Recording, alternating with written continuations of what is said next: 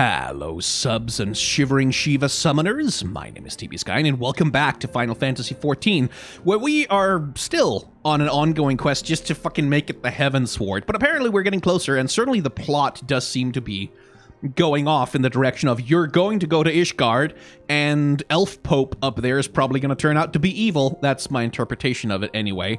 Where we've beaten Shiva, but then like Lady Arside was like, I know the secret of something blah blah blah, dark underbelly of thing that you don't know. So now we have to go to a lake and talk to someone about some stuff in a lake, I think. I mean to scour the annals for knowledge of Midgard's Ormur. Given its great age, I dare say he appears in more than a few. Huh? Do you hear that? The commotion outside. Would you see if aught is amiss? I'm sure everything's fine.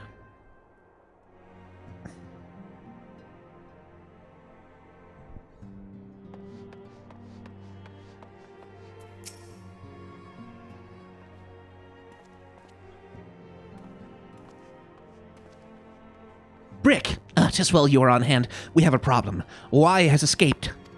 It happened shortly after the Immortal Flames took her into custody. She had been placed in a dungeon cell ahead of her coming trial, but apparently the accommodation was not to her liking. The turnkey was found slain along with 2 guards. 'Tis plain she received inside help.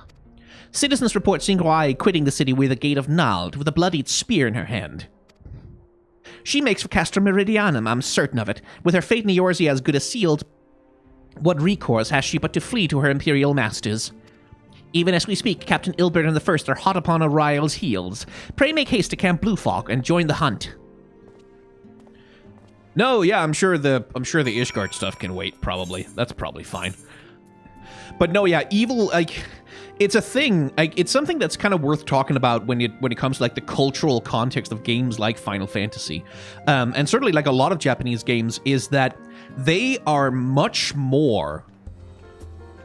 generally much more comfortable depicting, like, organized religion, first of all, but also very specifically Christianity-inspired religion, like religion that has Christian iconography that's inspired by, like, Western Europe, depicting that as de facto evil, a priori evil, right? Like, depicting that as inherently sinister in a way that you kind of don't see quite in the same way in the West. We're much more prone to have this sort of like, well, you know, yes, absolutely there's some bad people in there, but you know, it's also very meaningful for people and you should respect, like, we have a much more sort of conciliatory approach even to depicting corrupt religion here in the West, specifically Christian religion.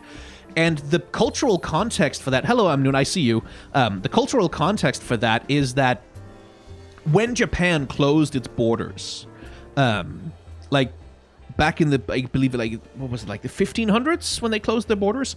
Part of the reason why they went into such a panic about closing their borders and expelling foreigners from the country before they instituted closed country is that Christian missionaries had come to Japan, obviously, massively, and the Japanese authorities hadn't really minded the Protestant missionaries so much because they were just like, hey, here's a religion, you can, Jesus, woo, and that wasn't really sort of a political threat to the establishment so much, but Catholic missionaries was another thing because Catholic missionaries brought to Japan the idea of allegiance to the Pope. Like, this idea that there is a religious leader who was also a political leader across the sea to whom you owe your allegiance before you owe your allegiance to your feudal lord. And that constituted a severe political threat to, like, the institutions of the shogunates and to the cultural power that the daimyo and the warlords and the samurai class had over Japan. Yeah, the guns were already there, well ahead of Catholic missionaries showing up. And so there was a bit of a moral panic amongst the ruling classes of Japan at the time that if Catholicism specifically, which they didn't really distinguish very strongly between Protestant and Catholic Christianity, but if Christianity and Catholicism specifically was allowed to spread in Japan, that this foreign warlord, this Pope figure, whoever the hell he was, would use that as a pretext to launch an invasion of Japan, and that in turn interacted with another cultural fear that is sorry, like very deeply seated in Japanese history and culture, which is like the worry about China, like the worry about like the enemy across the sea who could launch at any point an invasion that threatens the power of the emperors and the land of the rising sun, right? Like Japan has this very complex relationship with the concept of the outside world, like the world outside of their island nation, and like a moral panic about Christianity fit directly into that, like fed into those like pre-existing fears of invasions from mainland China and invasions from like across the sea that threaten the political and racial purity of Japan itself. And that's all part of the reason why Japan closed its borders in the first place. So in Japanese history and culture, there's this long ancient history of villainizing and fearing like Western Christianity in a way that just sort of doesn't exist over here, because over here Christianity, like in Europe, for example, Christianity is so much the default, like the assumed default, the normal state of being, that we very rarely conceptualize it as like a colonizing enemy in the same way that that has been in Japanese culture for a long time. So there's a very different context to depicting evil Pope in Japanese media, right? Like, which is why in Devil May Cry 4, for example, they do it also, like they have evil Christian cult with evil Pope, like who's a demon Pope over there. Like it's such a common thing for the bad guy in JRPGs, in like specifically Japanese media, to be drawn from that particular iconography. And there's a reason for that. It's not just a thing of like, well, Japan isn't institutionally Christian. It's like there's a long history of a long cultural current that feeds into that, which I find deeply fascinating. I really need to do more studying on it, but I think it's cool. Anyway, back to the thing that we were supposedly doing. Oh, hello.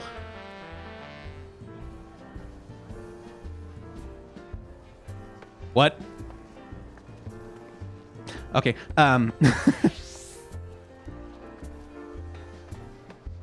Is that like a zombie? Like, I guess that's like an emote thing that allows you to do like a zombie pose. That really does work, like with those like gloves, the gauntlet things that you've got on. That really does work with that. Okay. So you have like a very dark-skinned character, and then you have all these dark colors on top of it. It really flows together a lot, which gives sort of the sense of a cohesiveness. That's cool. I love the pants. The pants are really nice. Yeah. Oh, that's cool. I like that. Like this is an interesting design, because like if you take a look at this from a distance away, the first things you really notice about it are like the brass pieces, right? Those are those tattoos. Yeah, that's a tattoo. And like the tattoo, because that's the stuff that lights up against the dark background. And then as you get closer, you start to be able to notice like more of like the detailing on the character. That's cool. That's a little bit of signposting. That's the other thing, like you sometimes have to consider when you're doing a character design, is like like how it reads at different distances, right? Which is something that like much of that work has been done for you by the artists at Square, who have to think about that in terms of like when they create the cosmetic items, that they read properly from a distance. But the way you can take advantage of it is like if you have a character who's like very dark in most of their aspects, if you wear just like one or two little bright things, again, that creates those points of interest that sort of makes the character stand out. Because when you have a character who's very dark, who's wearing dark clothes, if there isn't some bright spot, like a piece of metal or some embroidery or like a bright hairstyle or something, they can kind of risk just fusing together into one big dark blob.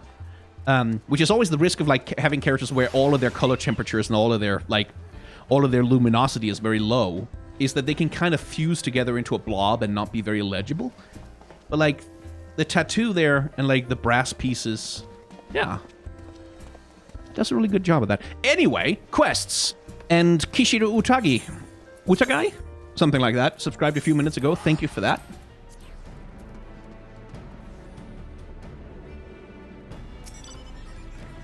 My thanks for coming, Scion.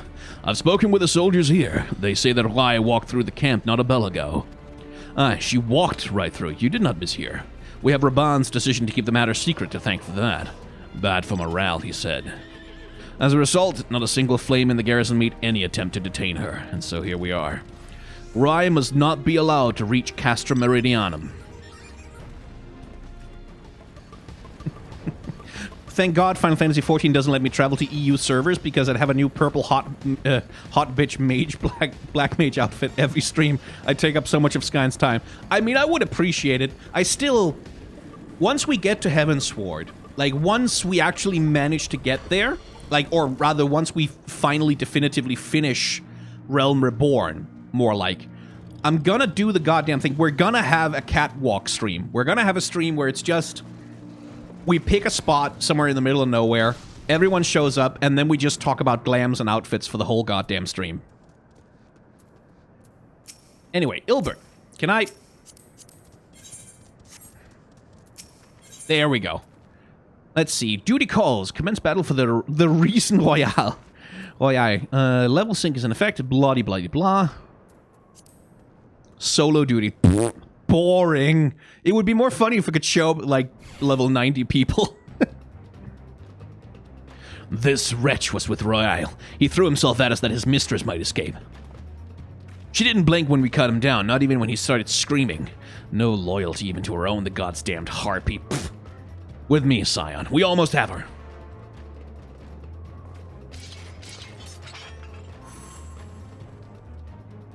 I'm sorry, Sakura Masaoki, you missed Shiva.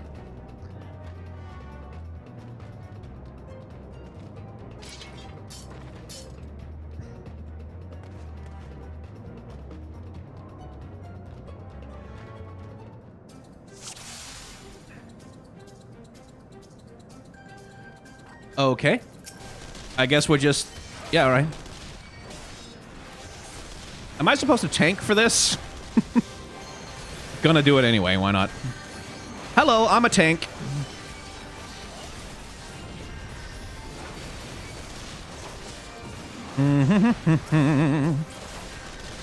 What? Reinforcements? Yeah. Okay, well. Hardly worth it then, is it? Oh hey, Deathclaw hands. Anyway, let's just take her down to start with. Presumably that's sort of the main thing. Or maybe she just doesn't want to be taken down. Okay.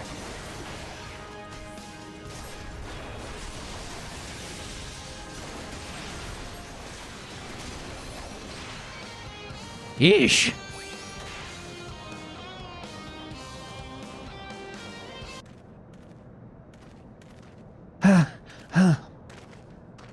Bind her and do it tight. Kinky. Yes, sir.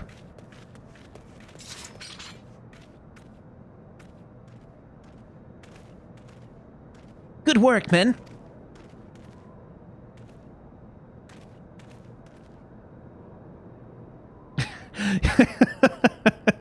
I see someone asked in chat whether or not they can play Final Fantasy XIV for free. Yes, you can, in fact, download a free trial for the critically acclaimed MMORPG Final Fantasy XIV Online, which includes the award-winning first expansion Heavensward with no restrictions on gameplay.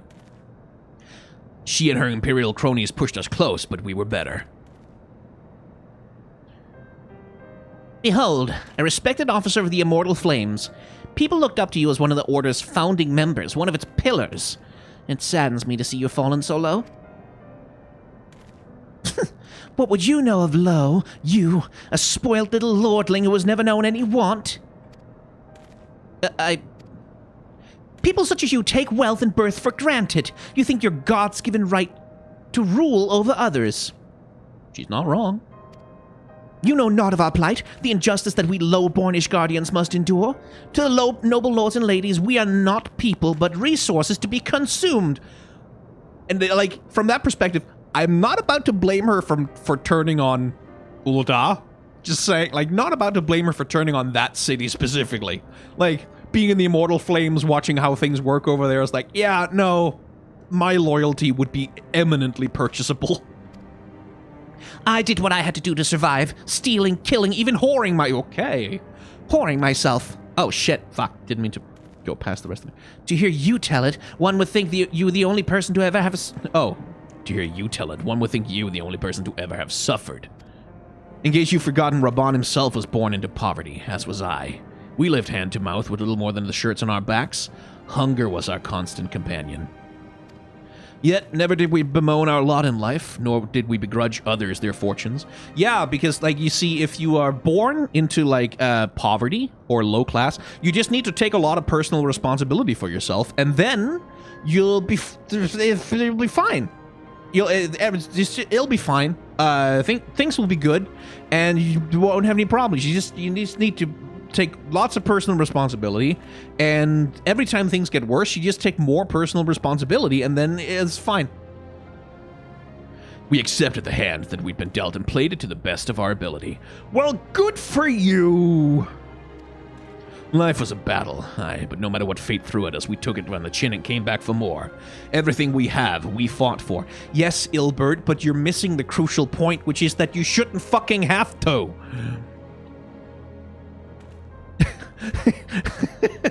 Good one in chat. Raban succeeded on his own with a small loan of 1 million gil in political support from the Sultana. Yeah. How are we any different then? 'Tis true, we were both mercenaries of lowly birth. And 'tis true, we both had our fair share of struggles. But whereas I sold my sword, you, Marshal, you sold your comrades. It's not actually that different, my dude. You sold your sword, Ilbert. Who did you turn it upon? Who exactly did you turn the sword upon when you sold it? Was it the wealthy? Or was it other poor motherfuckers like you who the wealthy wanted to have policed for them? Whom maybe they should have been your comrades? Maybe the other poor people should have been your comrades? And maybe when you decided to go work for the rich, you sold them out. I'm just bringing up a possible alternative perspective to all your bootstraps bullshit. If life has taught me one thing, it is that you never betray your own. I would sooner cut off my own arm than raise a hand against a friend. Sure. But that brings up that complicated distinction of who exactly do you count as your own, and who do you not? When you pledge allegiance to a nation-state, you count everyone who's not of the nation-state as not your own.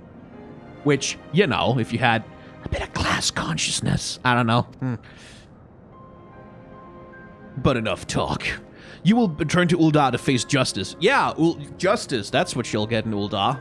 Boy, so much justice in Ul'dah. And the people whose trust you have dragged through the gutter. I mean, when I think of Ul'dah, I think of a city where if I went to court there, I feel like I would definitely get treatment that was completely equal, no matter how much money or resources I had. Like, I feel like the courts would be very fair and not grant any advantage to someone with more money than me. That feels like Ul'dah. Like, that feels like the vibe of that city is like, if you have a lot of money, you don't get any advantages there. Like, it's all very fair. Anyway. Not so much as a hint of remorse. Tis well that this sordid business is finally at an end. A friend's betrayal cuts deeper than steel. We must hope that we have chosen our allies more wisely than Raban chose his... Alphino. Jesus.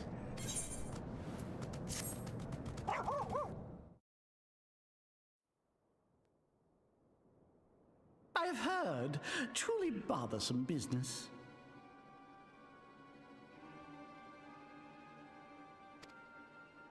No, I do not foresee a problem on that front.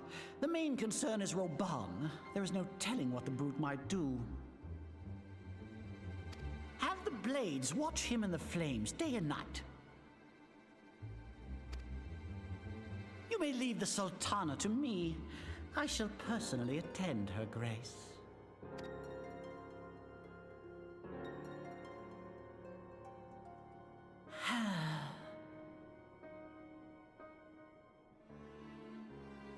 Sever one of the East Aldenard trade routes. That ought to keep Lolorito occupied for a while.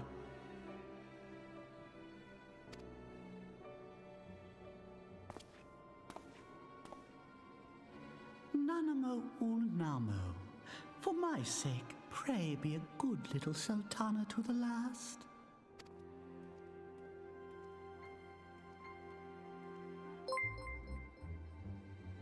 There we go. Took a while for that to go through.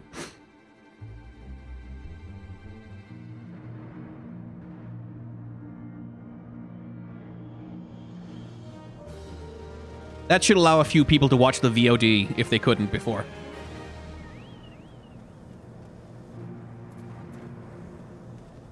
But anyway, I'm glad we're getting back to little Teleji there. Do I get to punt him? Like, do I get to, like, kick him in the face? Use him as a football for a while? That'd be nice. Captain Ilbert and I have a few questions for the Flame Marshal regarding the circumstances of her miraculous escape. When we have completed our interrogation, we shall take our findings directly to General Roban, and that shall be the end of it. Your work here is done, my friend. My thanks. But I have one last task for you. Return to the Rising Stones and apprise Minfilia of all that's happened. I'm aware that the antecedent held Roya in high regard, for better or worse. She will want to know how this tale ends.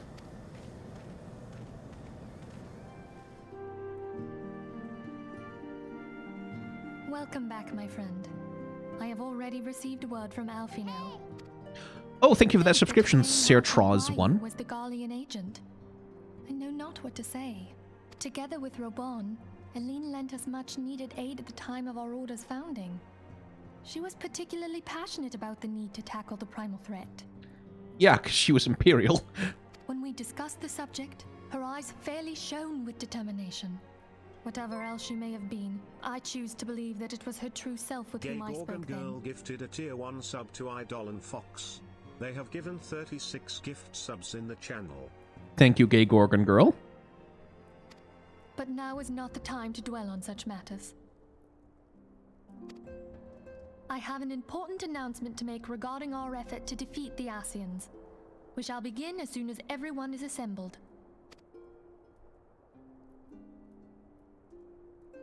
Oh, we're doing the main quest simultaneously, Topredo? Nice. My thanks for coming, friends. Moonbreeder, the floor is yours. By now, I'm sure you're all familiar with white auracite, the miraculous material that'll allow us to capture Ascian souls. Back at Snowcloak, we verified its ability to absorb vast amounts of ether. Alas, it leaves something to be desired in the area of stability. The stone can only store ether for a short while before expelling its contents. Right, so we take the stone, trap an Ascian inside it, and then we shove that stone, like, right up the asshole of, like, a frog or something. In addition to auracite's inherent limitations, we must needs be wary of our enemy's strength. Our foe draweth upon an infinite wellspring of power. Even should we succeed in entrapping him, the stone will not long contain his wrath. Meaning that, if we want to kill the swine, we'll have to be quick about it. 'Tis our belief that an Ascian soul may be permanently undone, if smitten by a sufficiently concentrated burst of pure ether.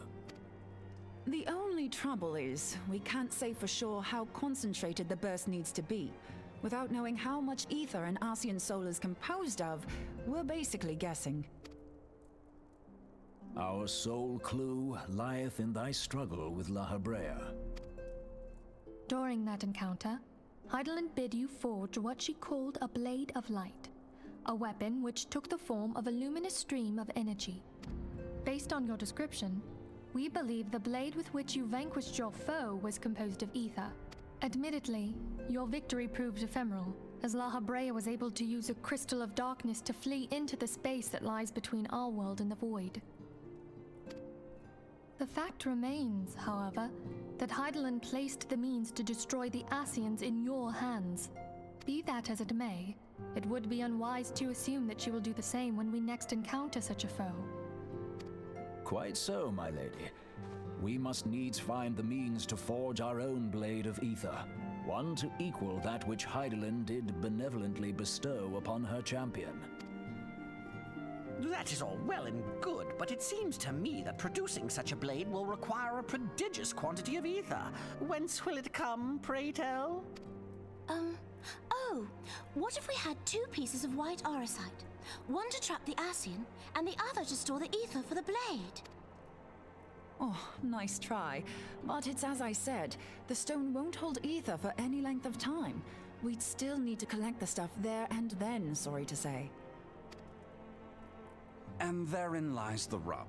Finding a way to create the blade whenever and wherever we choose. It would seem more research is in order. I'm going to linger a while, perform a few more tests on the aura site.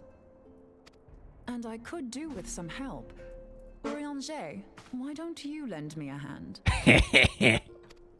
Mine apologies, but I am required at the Waking Sands. Lady Minfilia hath given me sole charge of the premises. 'Twould be unseemly to leave them unattended. Why all alone at the Waking Sands? I'm sure there's a nice library over there too. Sole charge, you say?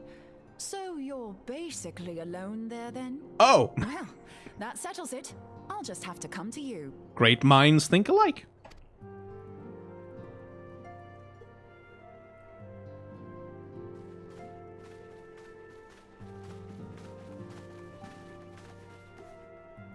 While you were afield, word arrived from the Sharlayan motherland. You will recall that a survey party was dispatched to investigate the incident of the Isle of Val. What they discovered was troubling, to say the least. According to the report, the isle has been erased from existence. 'Twas as if a hole had been torn in the very fabric of reality. Aye, yet the mystery endeth not with the isle's disappearance. It hath come to light that a number of scholars in various other locales were reported missing at a similar juncture. What's more, they all had something in common with the head of the students of Ascian. Every last one of them was researching a phenomenon called dimensional compression, or the rejoining as the ancient texts call it. I'll be damned if that's a coincidence. Dimensional compression, you say? Okay. Right. Okay. That, okay. Huh. That rings a bell or two. All indications suggest Ascian involvement, but I sense that a force greater still is at work. The entity the dark beings call the one true God. We must pray that my dear friend Kryl regains consciousness soon. If she bore witness to the Isle of Val's final moments, she may be able to shed some light on this mystery.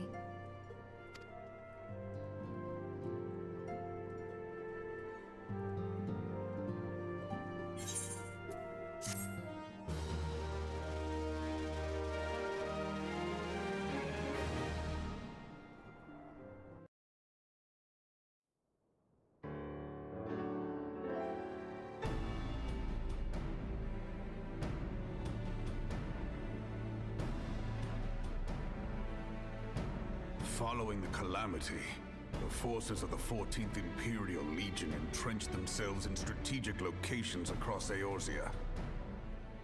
So swiftly did they accomplish this, it was suspected that they had received help. To think that it came from Huayu, my right hand. Huayu? Where are you getting that aspiration from? Like, Huayu? There is more. We have reason to believe that Huayu didn't deal exclusively with the 14th. She also answered to a higher authority in Garlemald. But this higher authority could not have been the Emperor. By consenting to the Media Project, Solus Zos Galvus showed himself to be more concerned about preventing the spread of primal influence than claiming Eorzea for the Empire. He would happily have seen the lot reduced to ash. Roban, more like Robanhof. Ja, we're taking Roban to the Robanhof, ja. Putting him on the train. Going to Bavaria. We believe a number of high-ranking figures within the royal household were against the decision, but that they knew better than to oppose the Emperor openly. Of course, this didn't prevent them from making clandestine provisions, in which Huayu played a part. Alas, these provisions did not prevent Dalamud from falling, and the ensuing chaos changed the face of the realm forever. Yet Eorzea survived. To all intents and purposes, the Meteor Project had failed, and the Empire was left to rue its lack of a decisive means to eliminate the primals. Until, that is, it stumbled upon the Ultima weapon. Even before the accursed thing was dug up, it seemed to me the 14th had the might to overwhelm our weakened armies. Yet they chose to hide behind their walls. Why? The Black Wolf was wary of making the denizens of Eorzea desperate, lest more primals emerge to bleed the land. The discovery of the Ultima weapon, however, emboldened him to resume his war of conquest in earnest. But there was one in Garlemald who believed that Van Belsar's actions were premature. One who stood higher in the Imperial Army's chain of command. He ordered the Legatus to halt his advance, only to find that the Black Wolf had slipped its leash, and that the 14th now acted alone. In a bid to bring Van Belsar to heel, he used the agent he had planted in Ul'dah prior to the Calamity to undermine the Legion's efforts. A man who outranks Van Belsar, yet opposed the late Emperor's decision to annihilate Eorzea. This could only be the former High Legatus of the Garlean army, now known as Emperor Vorissos Galvus. So he was Huayu's true master. But one of several in actual fact. We've learned that even as Huayu served the Empire's interests, she sold Imperial secrets to a certain faction in Eorzea. In so doing, she helped to maintain the status quo, thus prolonging the conflict. Considering who stands to profit from war, it isn't hard to imagine who her other masters were. Square Enix, who wanted to extract as many subscription fees from Final Fantasy XIV as possible, like by extending the storyline. 7 hells! You mean to say that she was a double agent? Triple, if you consider her services to Van Belsar and the new Emperor as separate. As neatly as these pieces seem to fit, one aspect of the puzzle remains unclear to me. By whose will was the Marshal feeding intelligence to the heretics? And try as I might, I fail to see how aiding their cause would profit either her Imperial or monetarist masters. Could it be that another hand is at work here? If so, Huayu must be made to reveal whose it is.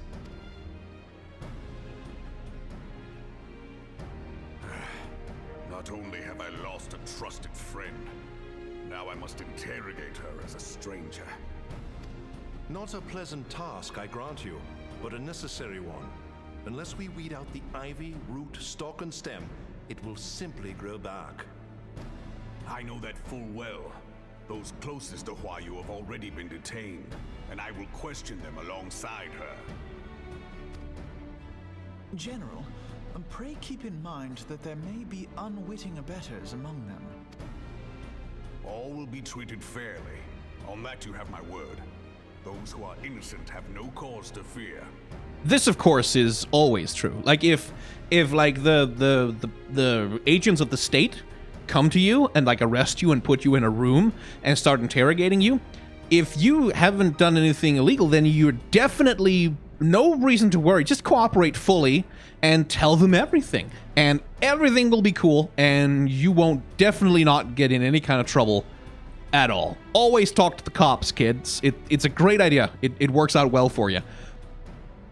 In case you can't tell, that was sarcasm. Never talk to the cops about anything. You have ever been a friend of truth, General. I hope the unpleasant task of weeding out falsehood will not detain you too long. Though it be for the sake of Eorzea, doubting one's comrades is poison to the soul. And with that, I take my leave.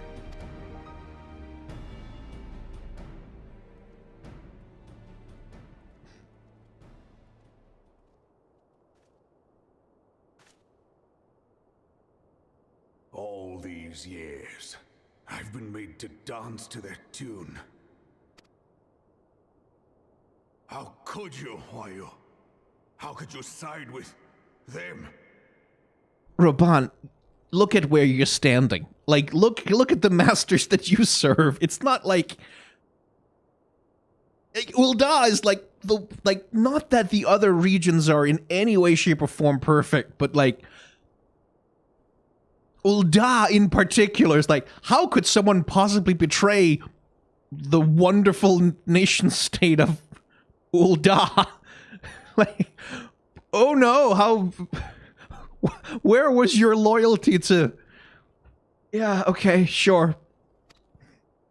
Those cankers who take from this land and give naught in return, who use their power to disempower and grow fat while the people starve.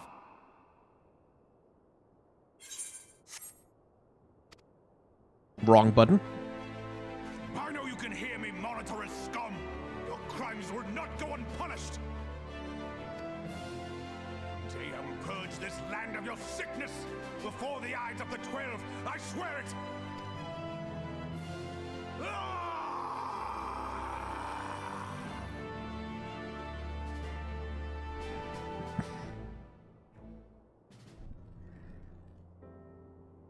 Yeah, cool. You still serve the Sultana, who, like... I shall have no further need of you this day. Like, yeah, cool. Fuck the monetarists. We can reform the system. Yeah, okay. Yeah, no, I mean, you change it from the inside. That works. Yeah, just so you know, every single time, if you try and change the system from the inside, it works. Every time. Like, that's why all of the bad systems everywhere are fixed now. It's because you change it from the inside and then they're good. So that always works. Your Grace.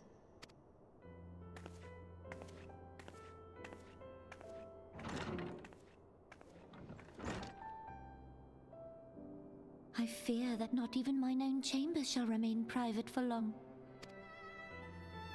Has the situation grown so grim? Ever since he proposed the Cartiner Reclamation Bill, Taleji Adeleji has risen to greater prominence upon the backs of impoverished refugees. The monetarists were ever united in their pursuit of profit, but the man's actions have torn a rift in their ranks. They snap at each other as rabid dogs. Yet now is not the time to be bickering among ourselves. If this bickering is a threat to law and order, might you not have grounds to dissolve the syndicate? Would that the solution were so simple, Admiral. Alas, my moving to dissolve the syndicate is certain to spark outrage among the influential merchant class, whom the Cabal represents. This would serve to exacerbate the current unrest, and peace would slip still further away. Be they rich or poor, natives or refugees, all who reside in Ul'dah have a right to pursue happiness. It is the duty of a ruler to protect this right. Yeah, I'm just gonna bite my tongue on that one for a second. If I am to perform my duty, I must needs tread warily.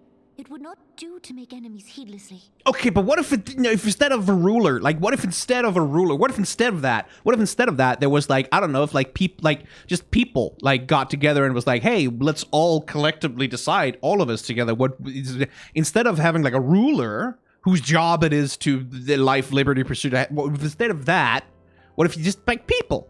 Just take, okay, yeah, sure, fine, okay, yeah, you're trying your best.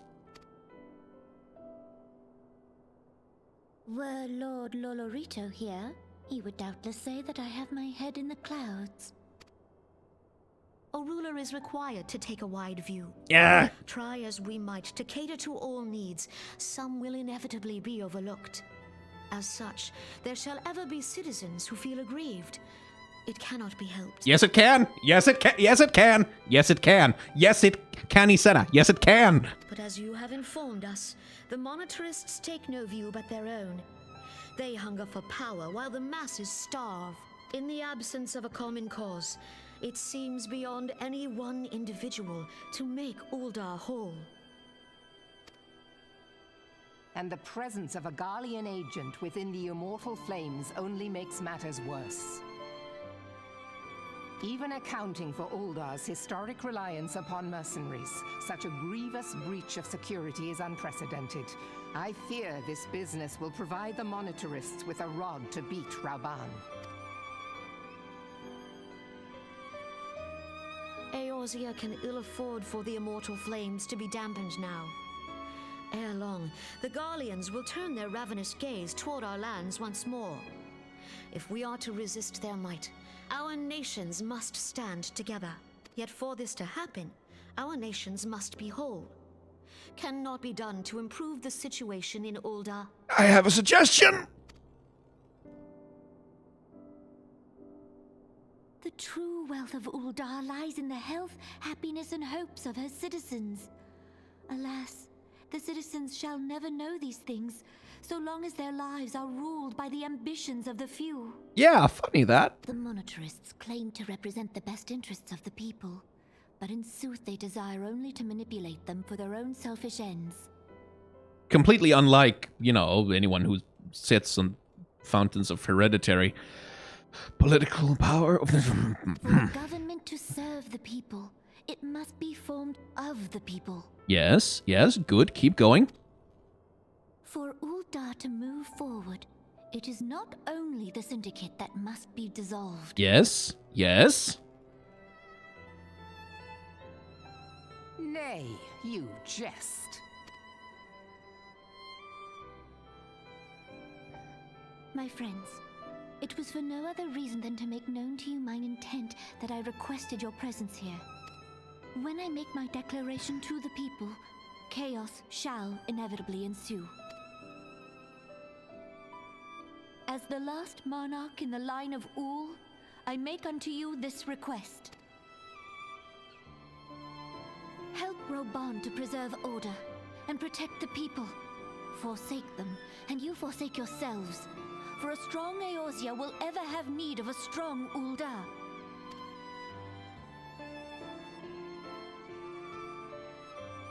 Your Grace, are you certain of this? There is no other way. When the time is ripe, the nation shall become a true republic. Both royalists and monetarists shall cease to be.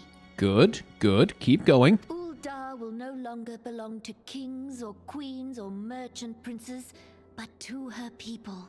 Excellent. Now,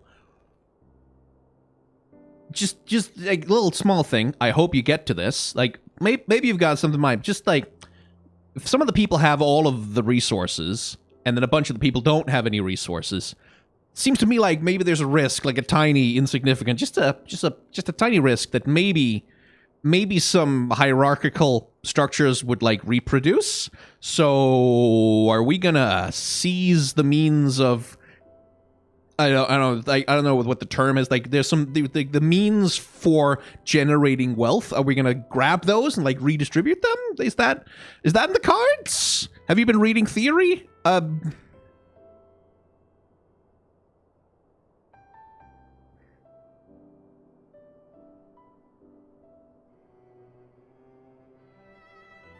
Roban, forgive me for casting aside all that you have toiled for in my name. Beyond this gesture, I am powerless to help my subjects.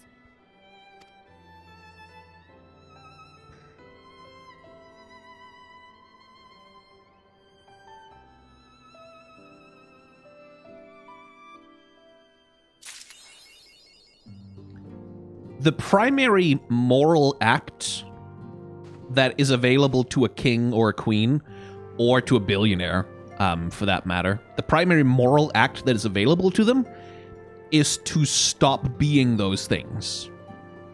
Because you can always renounce power. You can always renounce wealth. That is always a thing you can do. Whereas, if you're poor, you can't just like, oh, I renounce my poverty and now I'm... Like, you can't... It doesn't go the other way, right? So, good on ya. Good on ya. Now let's just, sure hope that none of the people who have all of the money and all of the allegiance of all of the mercenaries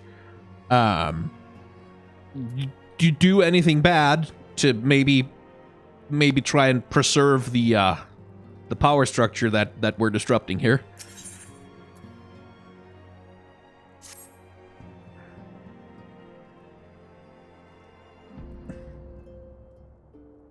I am most eager to address the Ascian threat. However, we dare not neglect our other pressing concerns. We both know full well that Saint Shiva will not be the last primal we face, and our relationship with Ishgard is still tenuous at best. To think that the resolution of the primal threat was once the sole priority of the Scions of the Seventh Dawn, some days I wonder if it was wise for us to take on so many other responsibilities. Lest you forget, Antecedent, that the Scions need not shoulder the burden alone. Were not the Crystal Braves established for this very reason? Ah yes, the private army. True, we are presented with a multitude of problems, however, we have all the resources we need to address them. Brick, in particular, is ever a steadying hand, who I trust will continue to support the Braves. To what do we owe the pleasure? Have there been further developments in the situation regarding Ul'dah? Probably not. I think things are probably calm over there and fine. As expected, the Immortal Flames have been struggling to cope with the revelation that one of their highest-ranking officers was a Garlean agent. Suffice it to say, Telegia and his monetarist ilk have wasted no time in attempting to turn the situation to their advantage. Coupled with the ongoing unrest, the Flames are finding themselves hard-pressed. Plainly, General Raban needs our help, and I will direct the Crystal Braves to offer what support they can. Yeah! Go pacify the unrest in the streets. Yeah, go do that, sure. If I'm to stay abreast of the latest developments and issue effective orders, however, I cannot waste time traveling back and forth. And so, for the foreseeable future, I think it would be best if I were to remain in Ul'dah, unless you have an objection. None whatsoever. We have matters here well in hand. Moonbreeder's research is proceeding as planned? So she tells me, though I'm not familiar with the details. Urianger is poring over his tomes at the Waking Sands, and the others are contributing in their own ways. Alas, the key problem, how to form an ethereal blade at will, remains unsolved. Nevertheless, it's only a matter of time. Brick, while we focus on that task, mayhap you could assist Alphino and the Braves with theirs. It would do much to restore faith in the Immortal Flames if the Warrior of Light was seen working on their behalf. Well, you know, that's me always restoring the faith in the armed military force that represents the interests of the state. Never forget that your esteemed status allows you to act in ways that those more tightly bound to organizations and nations cannot. As ever, I implore you to do so. Not that your response was ever in doubt, but I humbly thank you once more for aiding our cause. Now then, there are preparations I must attend to before my departure, such as receiving Riol's latest report. He has proven to be quite skilled at gathering information others wish kept secret, hence why I placed him in my direct command and ordered him to investigate Ul'dah and riots. When you're finished here, join me outside. Depending on what he has to say, I may soon have a favor to ask. If there are any developments on our front, I shall inform you at once in the usual fashion.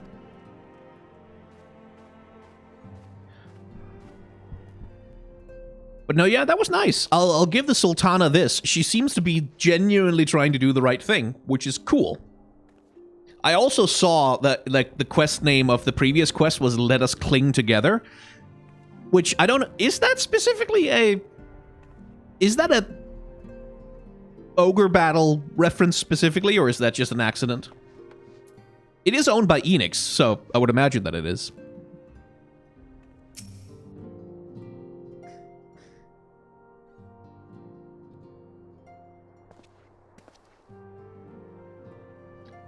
Pleasure as always, Brick. You'll be escorting the commander to Ul'dah, I take it?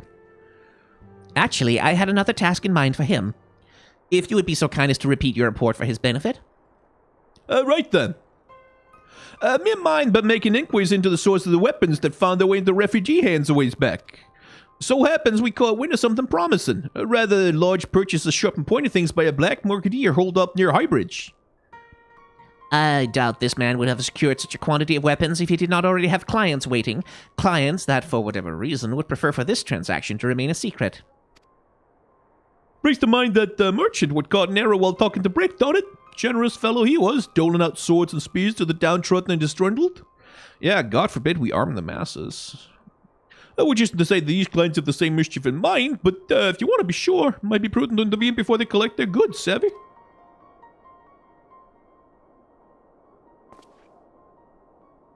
Seizing the weapons before they fall into the wrong hands would be for the best. However, if we strike at the appointed hour, we might capture the black marketeer as well as his clients. What say you, Brick?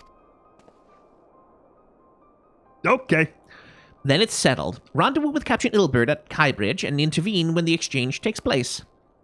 Now then, if you would excuse me, I must leave for Ul'dah. I expect good tidings.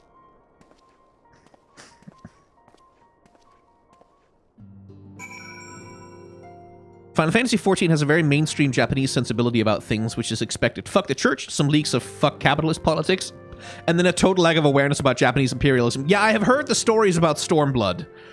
I have heard that Stormblood might induce me to go on a rant about something. Don't keep Captain Ul'dah waiting for too long, you mate. He might have to start without you. Ever since Moonbreeder arrived, the Rising Stones have been buzzing in excited energy. I must admit, her enthusiasm is rather contagious. Hello, Brick. You sleeping well? You must be absolutely exhausted from saving the realm on a daily basis. No, I've got my well-rested bonus. I'm unfamiliar with the dishes of the land to the north. Perhaps once Moonbreeder has concluded her current research, she might deign to share with me her culinary knowledge. Moonbreeder has charged us with acquiring some rather esoteric manuscripts, and I'm afraid the task is proving to be nigh impossible. When the City of Learning was abandoned, a great many tomes were scattered and lost. How smoothly our research might proceed were we able to peruse the archives of yesteryear. I feel like you need a degree in Japanese historical media analysis to get every nuance of why Stormblood is great and also awful. Yeah, I mean, I might bring on a friend of mine during those streams to kind of chat about like what the hell is going on in Stormblood, because like they have substantially better perspective on it than I do. Like they know much more about Japanese history than I do. We need a rare ore to modify the white ore site, and Thancred thought the problem using only his link pearl. I mean, it's great and everything, but where's the fun in that? When one is in need of precious commodities, it helps to have friends in the right places. Fortunately, I'm well acquainted with the charming daughter of a successful Ul'dah import merchant. Thancred, did you just fuck your way into a shipment of rare ores? I mean, good job, buddy. Those two have been telling me stories about the corrupted crystal formations that appeared following the calamity. I'll need more data before I can draw a conclusion, but I'm intrigued of the potential of their untapped energies. We were but stripling adventurers the night we saw fire rain from the sky and a pillar of light scorch the heavens. What a sight that was, eh, Coltnut? Hora and I were in eastern Thanalan when the colossal shards of Dalamode pierced the ground. We stood witness to the subsequent explosion of ether and watched dumbfounded as the swirling energy solidified into those twisted crystal structures that we now know so well. Well, alrighty then. I see people are dunking a little bit on Thancred in chat. Well, not dunking so much as, I guess, applauding him. Oh, good lord. Oh, wait, no, okay. I thought I'd entered a dance party, but it seems like I have stumbled into a ritual sacrifice.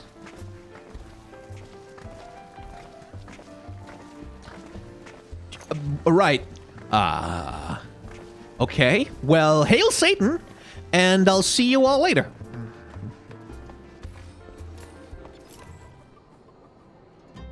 Brick. My scouts have been keeping a close eye on the Black Marketeer, and it would seem that his guests have arrived. It would also seem that he had hired more than a few men to stand guard. Common thugs of no consequence. They're people, dude, but they never let us pose a threat. Even so, I feel compelled to apologize. This is far beneath the man of your standing, and Commander Leveilleur needn't have dispatched you hither. But powerful men have ever need of loyal, able-bodied friends. Having found one in you, it's only natural that he'd come to rely upon you without hesitation. Yeah, okay, but could we not, like... I get that these people are helping do some bad stuff, but could we maybe not be like, oh yeah, they don't matter. They're not important, because they're thugs, and therefore let's kill them. Now then, we should make for the burning wall without delay and secure those weapons. First unit will ensure that the clients do not escape. With me, Brick.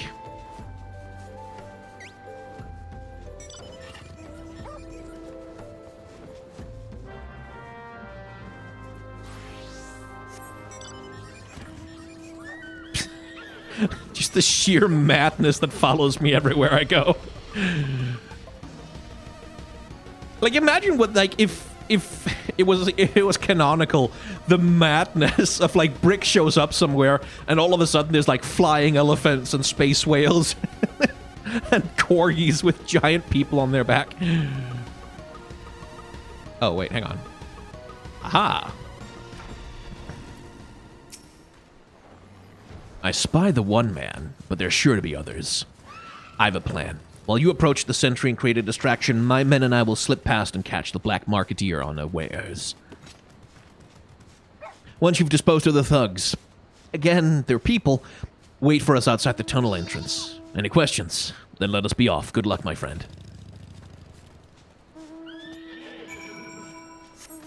Just saying, Ilbert, it's like a loaded term.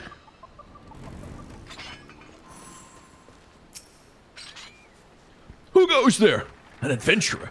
Damned fool. You never should have come here.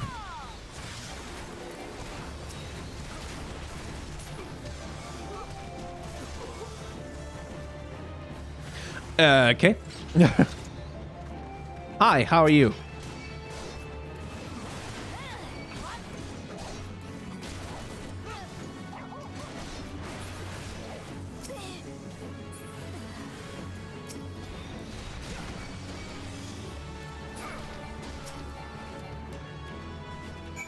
Yeah, okay. Let's just pretend like let's just pretend like they're all alive. I used the flat of my axe. I stabbed them with the soft part of the sword.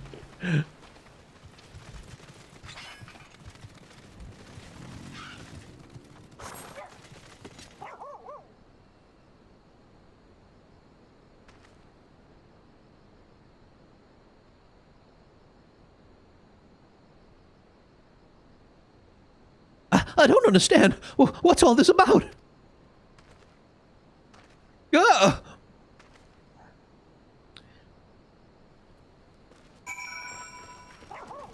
Oh, hello, giant sky serpent.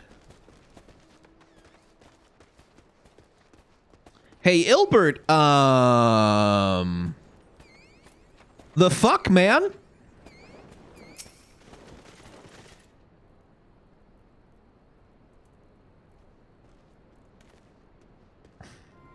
Yeah, as you can see, this is a fine mess. When I tried to restrain him, he drew a hidden blade and lashed out. Yeah, that seems to be what happened. But before I could disarm him, one of my subordinates panicked, and this is the result. How foolish of me to underestimate the bastard and to bring an inexperienced recruit. Yeah, that seems like a careless mistake for you to make, Mr. Well-prepared, smart man who has all the plans.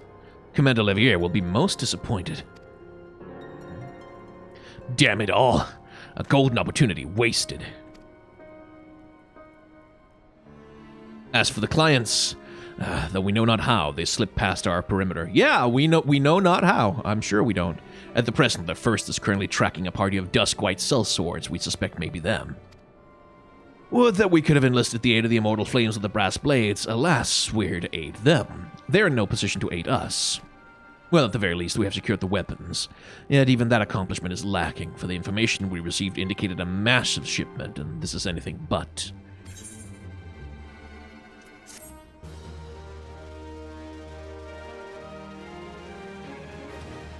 This is probably fine, right?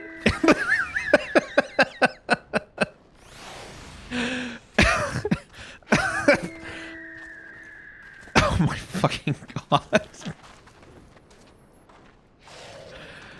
Oh my god. You fucking weirdos. Anyway, yeah, cool. Could you try to not murder people the next time? Ilbert would like nothing more than to have this incident forgotten. I'm sure he would like that a lot. I'll join the first in their hunt for the Duskwhite sellswords. If the gods are good, we'll catch them before they escape into the Black Shroud. In the meantime, I ask that you deliver these weapons to Ul'dah in my stead. Entrust them to the third's Yuyuhase. He will take care of the rest. Sure. That seems legit. That seems fine. Right? Yeah, fine. Totally cool. I mean, that merchant looked very armed. Like, look, he had two of them. Like, he had two whole arms. And that's a lot of armament. So, I mean, I can see why he got nervous. You know, when the authorities kill a suspect in their custody, it's usually because there's a good reason why they had to do that. You shouldn't worry about it. Don't worry about it. Yeah, it's more arms than the average person. The average person has less than 2 arms. So, like, why was he having all of those arms? That seems like too many arms. That's suspicious. You can't trust a person with that many arms. Who knows what they could do with them? Hey, Mr. Trustworthy. Ah, the Warrior of Light, ever reliable friend to the Crystal Braves. You have my deepest thanks for the assistance in Kurthas. Now, what brings you to us this day? There's a box.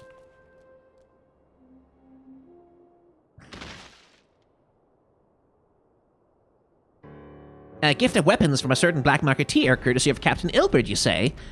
Understood. Once we've catalogued the contents, I'll have them delivered to the Hall of Flames. This cannot be everything, can it?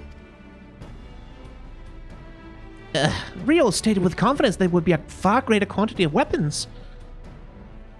A blatant falsehood. Clearly Riol is unfamiliar with the ways of Ul'dah merchants who ever strive to present themselves as greater than they are. We should be thankful that his information was not completely erroneous, and that we managed to achieve anything of worth at all. Well, it's still something worth celebrating, isn't it, Lieutenant? Besides, we've got more important things to worry about, like fighting those Garleans up north. There'll be no fighting if I have anything to say about it. Our orders are to stand watch, not to seek glory in battle. If you have no further need of us, then I shall take my unit to the ceruleum processing plant. Time for the 4th year of their keep, eh? Fight well, Ascian, for the freedom of all.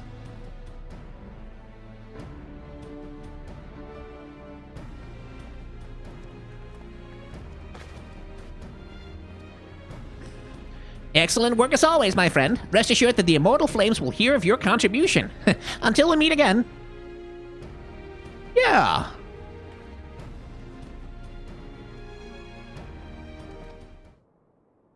Rick, a word if it please you. Not here. Look for me at the Sapphire Avenue Exchange. No need for whistling this time, don't you worry.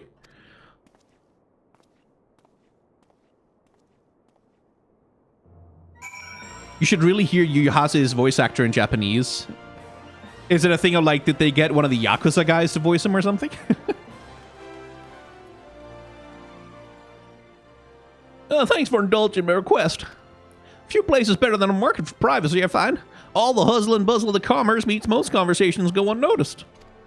I'll get to the point. At the Burning Wall, when you and the captain interrupt the exchange, what happened? Tell me everything. Leave no detail out.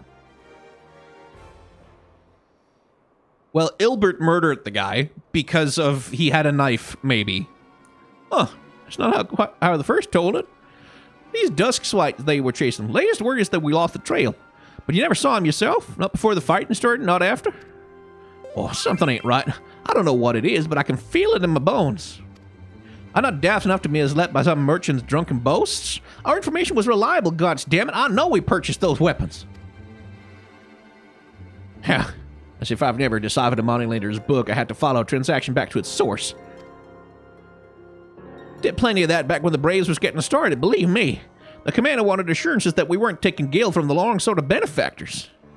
Of course, these days money flows like water, and the first and third get the shiniest new toys.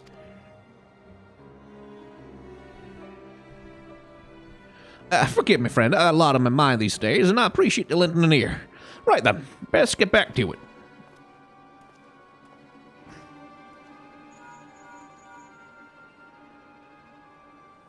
Rick, can you hear me? This is Sultana. Your presence is urgently requested at the Rising Stones. Please come and see me as soon as you're able. I am shocked, by the way, genuinely shocked that the man who gave that stirring speech about pulling yourself up by the bootstraps may not, in fact, be completely legitimate of intent. It's almost like he was projecting or something. I don't know. Hi, sorry, I'm just going to interrupt the game for a second here to tell you that Jane, my lovely editor who makes these episodes so nice, has written a book with their wife Laura Kate Dale called Who Hunts the Whale. It's a satirical novel about working in the games industry, exploring the absurd realities of working in AAA games development, the strange and disheartening issues that burn people out, and even what might possibly be done about them. It comes out on February 16th, and if you need something to read, hey, I recommend it. Anyway, back to Eorzea.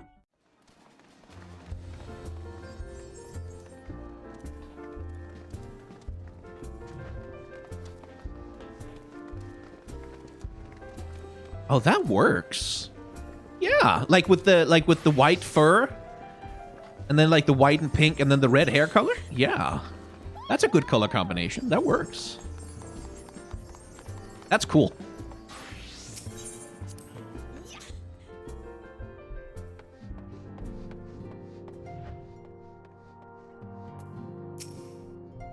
Thank you for coming so quickly, Brick. We've a guest from Ishgard who wishes to speak with you. A most determined lady by all indications.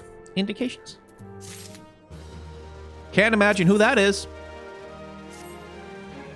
Our guest is with the antecedent of the solar at the present. Let's not keep them waiting any longer, shall we?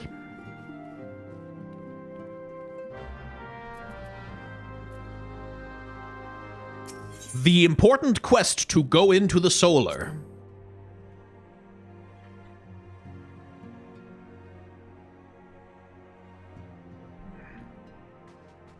Hello, Lucia.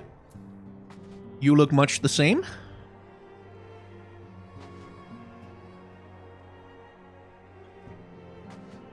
Yeah.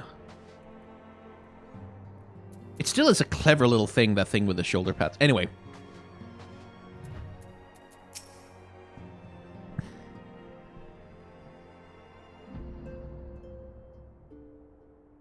We have a guest from Ishgard who wishes to speak with you. I believe the two of you have met. We have. I had hoped to speak with Commander Leveilleur as well, but I cannot afford to wait any longer. The Lord Commander sent me hither to request your aid in a matter of grave import. You see now why I had Tataru summon you. Now that we're all assembled, perhaps you would be good enough to elaborate on the nature of the matter which brought you to us. The Observatorium's astrologians have sounded the alarm. Last night, the Dragonstar burned with an intensity not seen in 15 summers. Not since the Dravanians engaged the Empire in the Battle of Silvertear Skies. The northern sky doth burn full bright upon the Wormlord's call. The red behemoth beckoneth, and flame consumeth all. The old Curthan rhyme, aye. The brightening of the Dragonstar is said to accompany the roar of a great worm. The astrologians believe that it was Midgardsormr himself who cried out on this occasion. After an absence of centuries, the King of Kings did return to lead his kind against the might of Garlemald, only to fall in his duel with the Agrius, proud flagship of the Gallian fleet. Devoid of life, his corpse remaineth entwined about the Magitech monstrosity even unto this day. Sorry about the buzzing. That was me lowering my standing desk to sit down. Urianger has the right of it. Whatever this alteration in the Dragonstar portends, the Great Worm has shown no sign of life. Tataru, have the Domans reported aught out of the ordinary?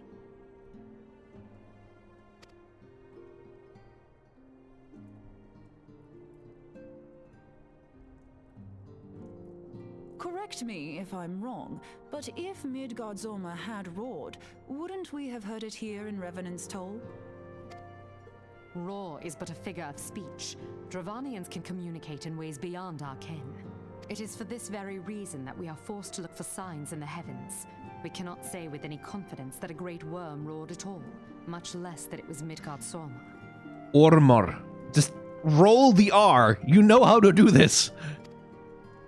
Only by directly examining the Keeper of the Lake can we be certain.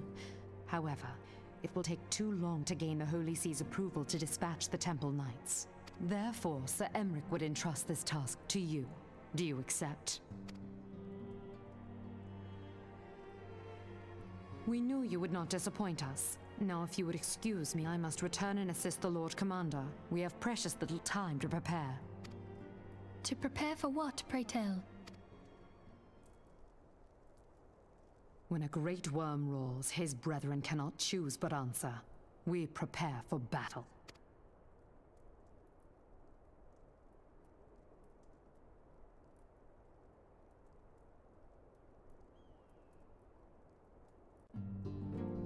Ooh, battle. Right. Hey, chat, this quest is not going to be like 45 minutes long, right? It's going to... Forgive me if I state aught which you already know, but I would ensure that you understand the nature of your decision. As Yuyuhase stated, what we now call the Keeper of the Lake is the wreckage of the Agrius, former flagship of the Imperial fleet, and the corpse of the worm responsible for its destruction. It's a dungeon quest, okay. 15 years ago, as the next step in his campaign to subjugate Eorzea, Gaius van Belsar attempted to seize control of Mordona. So massive was his force that all thought his victory a foregone conclusion. But an unlikely ally came to Eorzea's aid that day. Midgard's Ormur, legendary guardian of Silvertear Falls, burst forth from beneath the waters of the lake and led a host of dragons against the guardian airships overhead. In what would later become known as the Battle of Silvertear Skies, the Great Worm felled countless airships before engaging the Agrius. In the ensuing struggle, the flagship's Cerulean engines failed and it tumbled into the lake below. Yet this victory came at a great cost, for the explosion which followed claimed the life of the Great Worm as well. That same explosion transformed Silvertear Falls into the desolate wasteland it is today, draining the lake of its waters and crystallizing ether from mounds around.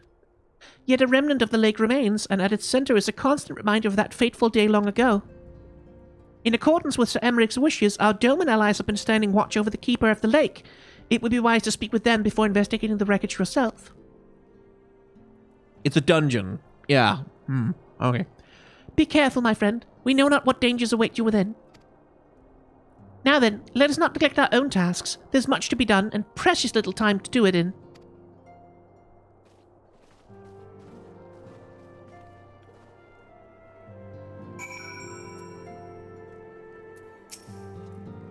Before I depart, I must needs speak with the antecedent in private, if you would be so kind. Midgard's Ormur was once worshipped as the guardian of Silvertear Falls, yet he has lain there for 15 years. Ormur. Okay. So, that, I think, marks the end of this particular episode. We're about to head into a dungeon, according to chat, and that might drag this episode on a little bit too long. So, if you want to see what happens next on YouTube, you're going to have to like, comment, and or subscribe, and maybe become a member of the channel to get early access to episodes before they go live to everyone else. If you want to watch the full VODs of the streams where I record this, you'll have to head on over to Twitch and become a subscriber over there. Because that'll give you access to the VODs, and also emotes in chat and stuff that are fun and good and cool, and you want them for sure. But outside of that, thank you very much for watching. Remember to be kind to one another, have solidarity with those who are worse off than yourselves, and may the tides of history wash gently over us all.